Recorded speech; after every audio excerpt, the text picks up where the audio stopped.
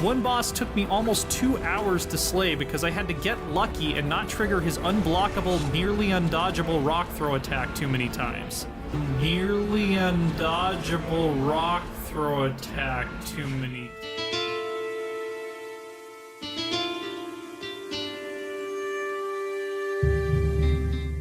Using the bow in fights can be one of the most safest way to play the game, but it can also be really dangerous if you decide to stick with the bow, even when the enemies are breathing on your neck.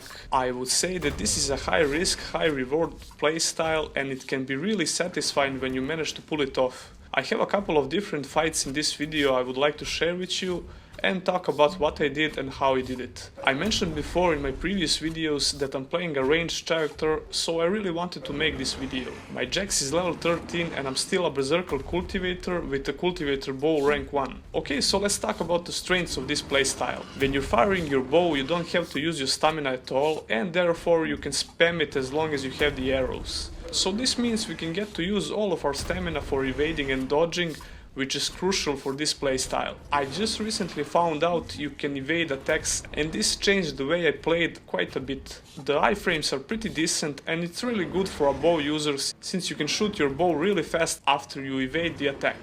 Dodging is also really important, especially when you're fighting multiple enemies or when you're almost out of stamina and you need to move away to regain it. You should know that by default evade button is not mapped to any key, so you have to go in the controls and set it up if you're playing with the keyboard and mouse. If you're using a controller, you can evade by pressing B while not moving.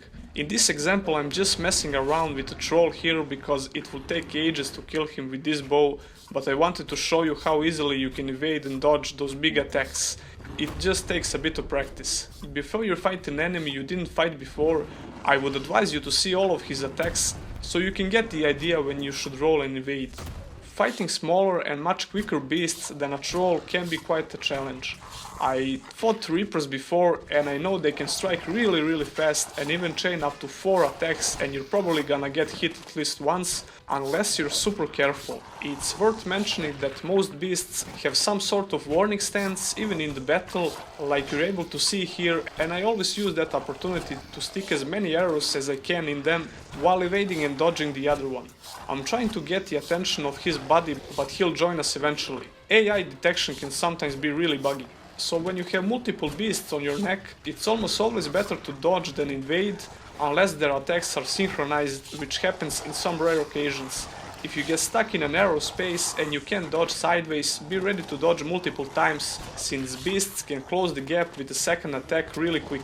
You can try and use the jetpack sometimes, but I mainly use it only when I'm out of stamina and I need to regain, because that's your only option if you're really close to the enemy, and since it takes some time to activate it, you're gonna get hit at least once.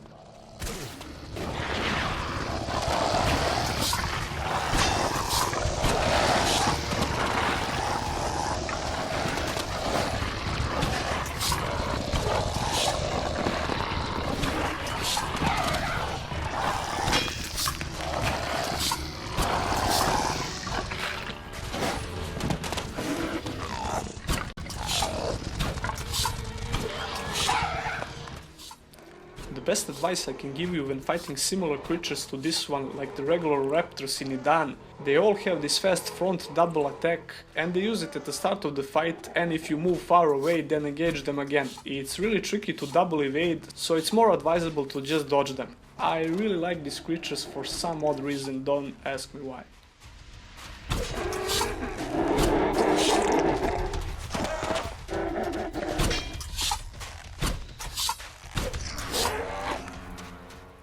Okay, so I had to include this little bastard. You can find him everywhere and it's sometimes really annoying, but I have enjoyed killing him here. So yeah.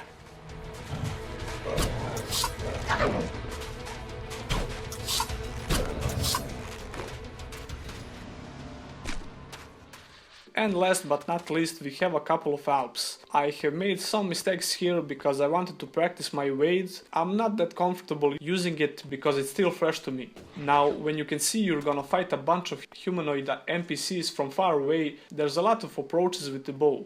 You can try and kite the hell out of them, but I never find that enjoyable really, so it's up to you. I said before that I'm all about the aggressive styles of play, whether I'm playing melee or ranged. You'll see here that you can actually evade a bullet if you time it correctly. Listen to the sound of the gun when it fires and try to measure the distance. That looked like it hit me because evade was a little bit late, but still we didn't take damage. This is exactly the same as the late parry that I talked about in my previous videos. I noticed there's a bug when your bow is out and you get hit. Sometimes you can't aim or shoot again until you put it away and then bring it back. It's really annoying and it's a cheap way to get killed. I hope this will be fixed in a patch, but it's not game breaking.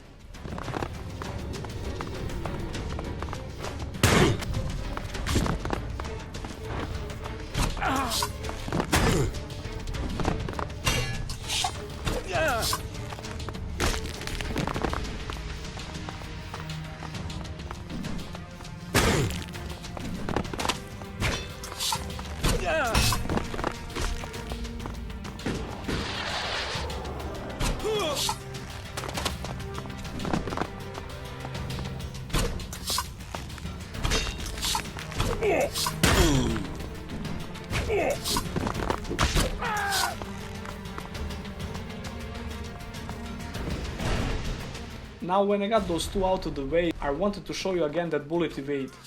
Since camera can misbehave sometimes like this, you couldn't see my evade, but you can see my stamina usage and my health didn't go down.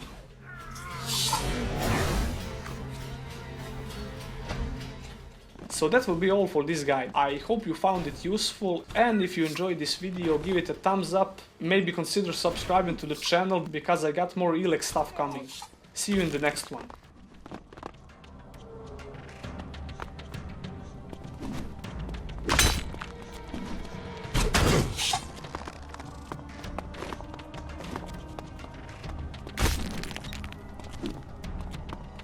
Ugh.